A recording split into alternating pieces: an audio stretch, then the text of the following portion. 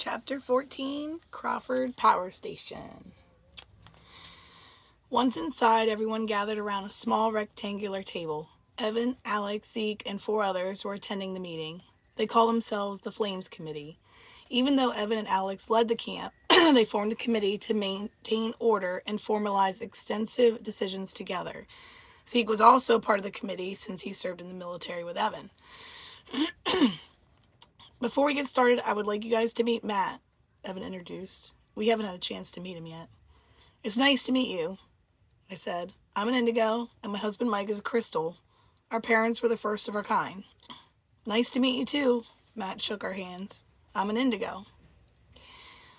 All right, let's get started, Evan began.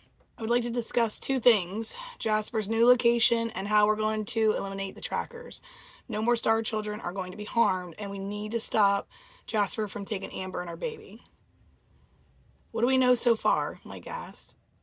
Evan's hand gripped his belt while the other held his gun strap that rested across his chest. I didn't think he ever went without his rifle in his back. The trackers were once normal human beings, Evan said. They are now possessed by a demon since Jasper summoned them. It attaches to their soul like a leech. Because Jasper's blood is part demon, he has the power to control them by using his mental ability. Essentially, the concept is the demon controls the host. Jasper controls the demon. Okay, what if we were able to detach the demon soul from the human host? I asked. After doing extensive research, I haven't found a way, Zeke chimed in. But even if we did, Jasper can still mind control anyone. Well, except you, Amber. So you were saying the only option is to kill the innocent people? I was unable to curb my feelings of compassion for others, especially those who technically aren't at fault. What option do we have? Alex questioned with her arms crossed. I shook my head. I don't know, I huffed. Something, anything. Desperate to hear ideas, waiting for someone to speak, I knew they all had something to say, but they kept it to themselves. Look, Evan said gruffly, I empathize with your enthusiasm to save everyone, but it's just not possible. Silence filled the air as I glanced at everyone's faces. Sasha finally spoke up. We have lost so many star children because of his demon army. Unfortunately, we can't save them all. We need to worry about our kind. Evan continued to lead the conversation. Raise your right hand if agreeing to this motion. Trackers kill on sight. No one hesitated to raise his or her hand. They had already made their decision before coming to this meeting. Mike slowly lifted his as I gave him an uncomfortable stare. Now everyone was waiting on me. After a few seconds, I felt guilted with no option. I decided to raise mine. Fine, I said. I agree, but it doesn't mean I like it. Moving on. Dappa's new location. Sasha, you want to take over? She nodded. Yes, boss. The only leads we have are their vehicles. They all use the same black SUVs. Surprisingly, black cars are not popular in Florida. After working together with the other camps, we tapped into the outside surveillance cameras of local businesses around North Florida. It took some time, but once we filtered through the footage, it would appear that Dappa had already relocated to an abandoned power plant called Crawford Power Station. This rundown building is deep in the woods off of Route 68. It was about 35 miles from here. Oh, I know where that is, Matt informed us. Back in high school, my buddies and I would ride our bikes in the woods. We discovered this old abandoned building. The place had been shut down for years and is filled with industrial contaminants, mold, asbestos, lead paint, and plant overgrowth. I remember the smell was the worst. Not the safest place, but we were curious teenage boys. Sometimes we would walk the dangerous catwalks or just explore the large furnace room. Many are not aware this place exists because of all the foliage surrounding it. So you are familiar with all the ways to get in? Alex asked with raised eyebrows. Absolutely, Matt declared. There are 5 ways to get in. Well, technically 4. One entrance is blocked from part of the second floor collapsing. Evan leaned forward on the table. Do you think you could draw us up a map? Sure thing, boss. Nora handed Matt a large piece of paper to begin drawing up the blueprints. Evan discussed a plan of attack. Since there are 4 entrances, we can split up into 4 teams. Mike and Zeke, Matt and Sasha, Max and Nora, and Alex and I. How many others should we bring as backup? Evan asked while looking at Zeke, but he didn't mention my name. Where do I come in? I asked timidly. I can have 4 teams of 4 if that works, Zeke asked Evan, completely ignoring my question. Hello, guys. I waved my right hand in the air as if I had to remind them I was in the room. Mike finally spoke up with his concerns. Amber, maybe you should stay back at camp. It would be safer for you and the baby.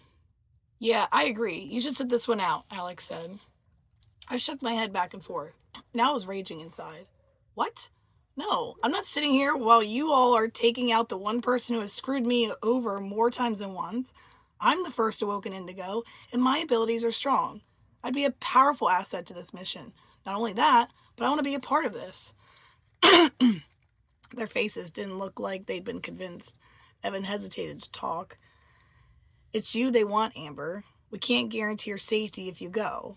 Plus, we're going to need someone to manage the camp, since we are taking all the leads. Seriously? I have to sit this one out? I grumbled. My emotions were unsettling. I looked at them one by one, and no one would look at me. Their facial expressions showed me they were afraid to upset me and the baby. I turned to Zeke, hoping he would have my back. He too wouldn't make eye contact with me or answer my question. His face showed it all. My last hope was my husband. Finally, Mike broke the awkward silence. He placed both hands on my shoulder. I need you and the baby safe. I don't know what I would do without you both. He pulled me in for a hug. Fine, I'll stay. I lied to everyone. I shielded my thoughts so Mike couldn't see that I was lying, but he knew me all too well. I was 99% sure he didn't believe my words. Excuse me. I'm finished with the map, Matt confirmed as they all gathered around the table. I just stood there in silence while they continued to discuss the plan of attack. My mind couldn't focus on anything they were saying because all I could think about was how I was going. My thoughts stay shielded. Once they were done reviewing the game plan, they concluded and everyone dispersed. The only thing I gathered from the meeting was they planned on leaving to attack the power plant around 5 o'clock today. While Mike and Zeke discussed the plan, I left the tent. I felt like they didn't need me for anything. I was walking toward the entrance of the camp, and out of the corner of my eye, I saw Danny at the sparring center hitting a freestanding punching bag. We hadn't talked since the incident earlier. Keeping my head down, I walked faster and hoped she wouldn't see me. I wasn't in the mood to have that conversation right now. The entrance was 20 feet away, and just when I thought I was in the clear, her low-pitched, gravelly voice hollered at me. Amber, you have a second? Shit. I wasn't sure talking to her was a good idea, especially since I couldn't seem to keep my emotions in check with this baby. I took a deep breath, glanced over at her, tried to force the word no, and instead said, yeah, this should be interesting. My pace was slow, and the anticipation of what she could have to say caused my heart rate to go up. She punched the bag a few more times until I stopped at the edge of the wooden deck. Sweat covered Danny's body, and her breathing was coughing and raspy, like a smoker's cough. I wouldn't want to get into a physical fight with this chick, with all powers aside. Quite intimidating. She took off the gloves and set them on the table right behind her. It appeared Mike healed her arm from her meaningless escapade. Danny stepped off the wooden deck. About earlier, I wanted to say that I probably shouldn't have come at you like that. A weak apology. I wanted to be a smart ass and reply with, you think? Zeke put her up to this, but he did say he would handle it. She was roughly 3 inches taller than me, and if I had to guess, she could bench press my body. I was just going to play nice. Apology accepted, I declared, and turned to walk away. Wait, she said. I stopped in my tracks, slowly turning back around, waiting to hear what other forced words she had. I should have just tapped into her mind like I had Zeke's to spare me the excuses for her actions, but I chose the safe route. Zeke pointed out She paused. Admitting her wrongs wasn't her forte. I guess you could call it my insecurities. My life before here wasn't exactly rainbows and roses, and I may have been a little jealous of the way Zeke looks at you. Zeke was right about her feeling for me, which made sense. Hopefully he didn't tell her about our visions. I needed to assure her that there was and never would be a thing between us. Well, You don't have to worry about anything between me and Zeke. I am happily married. We just stared at each other, unsure what to say next. This conversation grew awkward. I needed a way to walk away. I got to go, I said as I attempted to walk away again. Wait, where are you heading off to? She questioned. I stopped again, not caring to share with her anything about the meeting since Evan's perturbed by her behavior. I sighed and turned back around to face her. Well, I was going to go for a walk to clear my head. And you think the guards are going to let you out after the alligator incident? Damn it, I didn't think about that. I've been ordered to stay put. How was I going to sneak past them? These were the things that didn't come to mind when my emotions were a mess. I just need to get out for a bit. They're planning to attack Dabba, and I'm not included in this battle, I complained. This got Danny's attention. After my episode earlier, they said I had to stay out of this one as well. I'm basically on probation until further notice. Do you know where they are going? I hesitated to tell her. The abandoned Crawford power station off Route 68. What time are they leaving? I lied. I don't know. I turned to walk away, but she grabbed my arm. Wait. I quickly turned back around and she released her hand and raised both in the air as if she hadn't meant to do that. Sorry, she said. It's just, I know where that is. What if we went, kind of like a backup, just in case they need extra help? How? I questioned. You made it very clear we're prisoners here. Prisoners was a little excessive for my choice of word, but it sure felt like it. She ignored my questions to ask hers again. If we knew the time they're leaving, I could tell you my idea. I took a big breath and blurted it out. 5 p.m. Danny stared at the ground like she was hard thought. I wanted to tap into her brain, but it was best I do this old school. Well, I'm waiting. How do we get to the building? I asked. We can't walk. It's too far. And aren't they taking all the vehicles? Danny had a huge grin on her face. Come with me. I wasn't so sure I trusted her, but what other options did I have at this point? I followed her to the far back end of the camp behind all the tents. Once we got to the metal fence, she grabbed a piece of it and moved enough that we could slide through. What a clever girl. She made her way to get in and out with no one knowing. This wasn't the first time I was on probation. I have a hard time following rules. Rules didn't seem to apply in her dictionary, but this may be the only time it came to my advantage. We continued through the forest, clueless as to where she was taking me. We seemed to be far. What if she was going to kill me? Would anybody hear me? I second-guessed my choice to follow her. But my questions were quickly answered. Up ahead was an area with lots of foliage and green brush. As we stepped closer, Danny took some green vines and moved them out of the way. Behind it was a gray Jeep Wrangler. Is this yours? I asked. Not exactly, she mumbled. I may have borrowed it from my brother. She stole it from him, but who was I to question? This was our only way to get there. We had a few hours before they left. Let's meet back here at 4:50 p.m., I nodded, euphoric at the thought of being able to help. My excitement was giving me a high, a feeling of exhilaration to be a part of a team and not sit on the sidelines.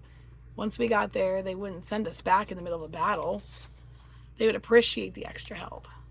We were like the heroes that swept in at the end. After finalizing our plan, we headed back to camp, sneaking in the back. Mike and Zeke were still talking outside of Central Hub. I wasn't even sure he noticed I was away. Keeping secrets from Mike was the last thing I wanted, but sitting back and waiting in anticipation wasn't my thing. They needed my help.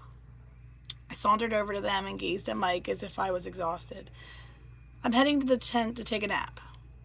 That's probably a good idea, Mike agreed. You and the baby get some rest. I'll see you when we get back. He hugged me and then kissed me on the forehead. I kept my thoughts shielded. Be careful, I said. Forever love? Forever love, Mike replied. He leaned in to give me another hug and whispered in my ear. You be careful too, Mike whispered. Both of his eyebrows lifted and he tilted his head forward. Oh no, he knows. Even with my shield up, he must be able to recognize my body language just like I could read his. I mean, we were twin flames. I quickly turned to Zeke, acting clueless. Bring him back, Zeke. I will. Promise, he assured me. Once I got to our tent, I laid down on the cot, just playing this out in my head over and over. Anticipation built for this new adventure, but fear began to grow, possibilities of what could go wrong. Every attempt so far had failed. I could feel my heart beginning to race, my eyes closed in an attempt to calm myself from the fear of controlling my emotions. Suddenly, an old-fashioned grand piano sat in front of me. Wait, I don't recall a piano in our tent. To my left was my grandmother, sitting with me on a piano bench. I tried to reach for her, but my arms were stuck on the piano keys. I knew what this was, one of the most comforting dreams I'd had with my grandmother. We were on the center stage of the local music theater. When I was young, she would take me to see musical plays, some of my dearest moments with her. While the two of us pressed the keys, soft music flowed out of the enormous piano, and large musical notes floated out into the air. The stage was covered with bright colored flowers. Sparkling white angels filled the theater seats, watching us with tender smiles, all holding orange flowers, my favorite color. It was like we were in heaven. Something caught my eye. To my right across the stage was a beautiful young lady with long, wavy blonde hair. This wasn't part of the dream, but I wanted to know more. Her ice blue eyes twinkled, and her clothing was oversized. Off-white silk cloth, very similar to a chiton. The lady's breasts were barely covered, and she resembled the Greek goddesses in my grandmother's stories. She smiled at me peacefully until there was a sudden negative shift in the dream. The angels were all gone. The seats were empty. Where did they go? The flowers surrounding the stage began to wilt and transition to a dark color. This couldn't be good. The lady's radiant smile changed to agony. She hunched over, and a bright red color filled her chitin. I suddenly felt nauseous, a stinging pain in my stomach. This wasn't how the dream went. Something was wrong, terribly wrong. I was struggling to focus, blinking a few times to make clear what I see. And then not only did I feel it, I saw it. In the goddess's stomach was an arrow. The haunted look in her eyes called for help, but my legs became paralyzed at the stage. What was happening? My heart was pounding. This dream had turned into a nightmare. I didn't want to be here. I couldn't help her. I couldn't help myself. I heard a disembodied voice laughing at the back of the theater. The light on the stage was shining so bright. I held up my arm to see past it, but the theater was too dark. The room filled with fog until a shadow appeared in the back. The most I could make out was a bow in the man's hand. The laughing continued as it got louder. Suddenly I couldn't breathe, gasping for air. Something at my throat. I need to wake up. Amber, wake up. This is a nightmare. My eyes were glowing brightly. I shut them, praying to wake up. I needed Mike, but he wasn't here. It wasn't working. Baby, please, help me, please. I need you. Then I sat up fast, taking in a big breath of air. I was back in the tent, covered in sweat. My heart felt like it was about to jump out of my chest. The pain was no longer in my stomach. In my mind, I spoke to the baby. Thank you. Once I composed myself, I glanced at the clock. It said 4:47. Oh, shoot, I must have fallen asleep.